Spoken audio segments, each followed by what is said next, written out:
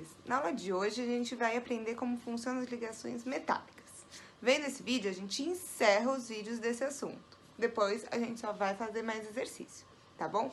Então fica comigo, assiste esse vídeo até o fim e no final, exercício na Black. Beijo, tchau, tchau!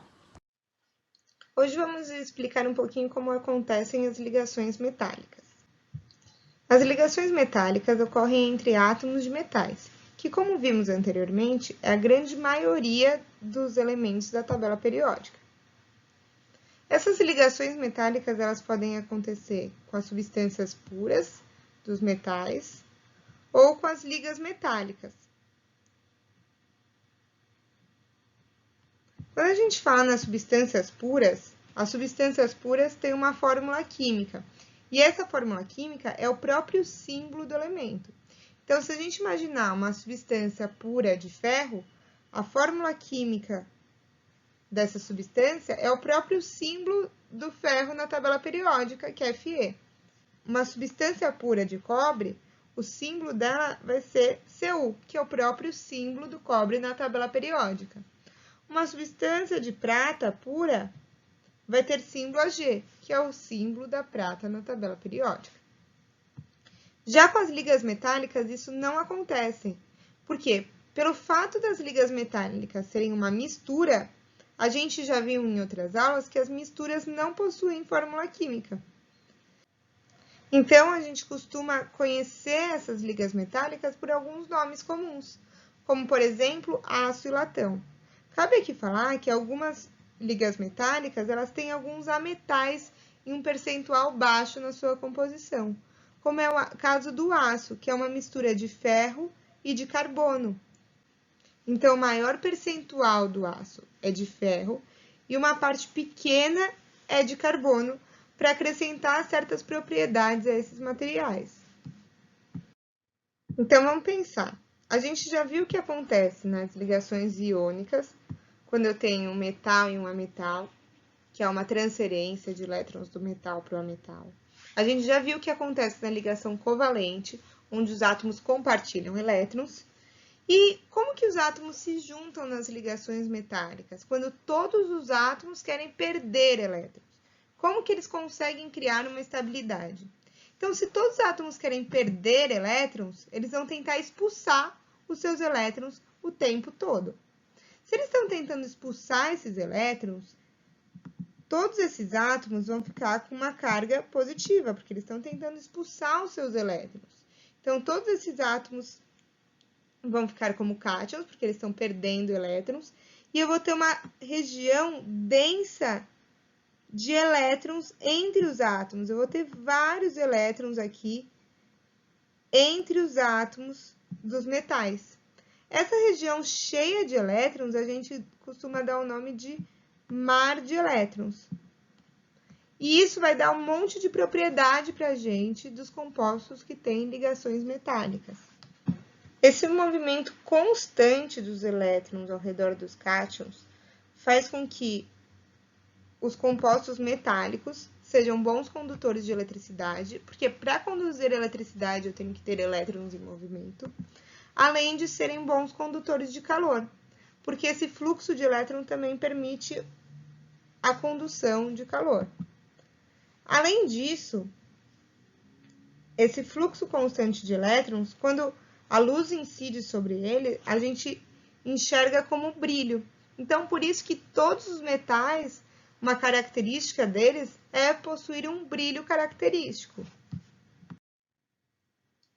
Outra característica dos metais é que eles são dúcteis e maleáveis. O que isso significa? Que eles são facilmente transformados em fios e em placas. Então, dúctil é um material facilmente transformado em fio e maleável é facilmente transformado em placa. E por que isso acontece? Porque quando eu aplico uma força no material que tem ligação química, e vamos entender aqui essa uma representação microscópica de uma barra de ferro, por exemplo, eu tenho vários cátions, um do lado do outro, e eu tenho elétrons ao redor disso. Quando eu aplico uma força nos átomos, né? Quando eu aplico uma força na minha barra que é composta de átomos de ferro, por exemplo, esses cátions vão se deslocar e juntamente, muito rapidamente, os elétrons se deslocam juntos. Então, eles conseguem mudar de posição muito rapidamente. Se esses átomos conseguem mudar de posição rapidamente, eles conseguem se reorganizar numa nova posição. E é isso que faz com que os compostos que têm ligações metálicas sejam dúcteis e maleáveis. Eles consigam ser molinhos, vamos dizer assim. Outra coisa que facilita essa maleabilidade, essa ductilidade, é que aqui todos os átomos são do mesmo tamanho. Então, se a gente olhar para os cátions, se eu estou falando de uma barra de ferro, eu só tenho átomos de ferro. Então, a força aplicada tem que ser a mesma em qualquer átomo, porque todos os átomos são do mesmo tamanho. Né? Pensa que a gente não enxerga o átomo quando a gente vai aplicar a força. Então, eu tenho que manter uma força constante, uma pressão constante. Então, é mais fácil eu conseguir uma força constante do que ir variando essa força de acordo com o tipo de átomo. Por isso que na ligação iônica, os compostos são mais quebradiços, porque os tamanhos dos átomos são diferentes. Eu tenho átomos diferentes de tamanhos diferentes. Aqui não, aqui todos os átomos são do mesmo tamanho. Isso também influencia na ductilidade e na maleabilidade do material.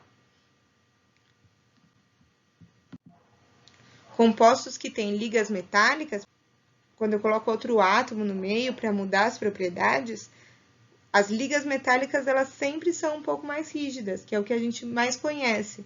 Então, por isso que às vezes quando a gente fala que o metal é dúctil e maleável, que eles são meio molinhos, a gente não consegue associar isso diretamente.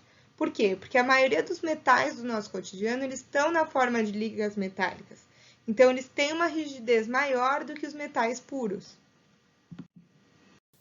Então, como resumo aqui dos compostos metálicos, a gente tem que eles são sólidos na temperatura ambiente, e aqui a gente tem uma única exceção, que é o mercúrio.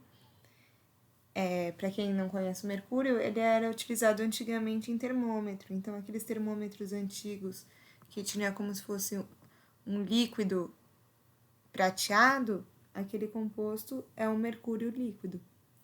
Eles são dúcteis e maleáveis, eles possuem brilho, e eles são sempre bons condutores de calor e de eletricidade. Bom, espero ter ajudado vocês e não esqueçam de fazer os exercícios propostos na Blackboard. Beijos, tchau, tchau!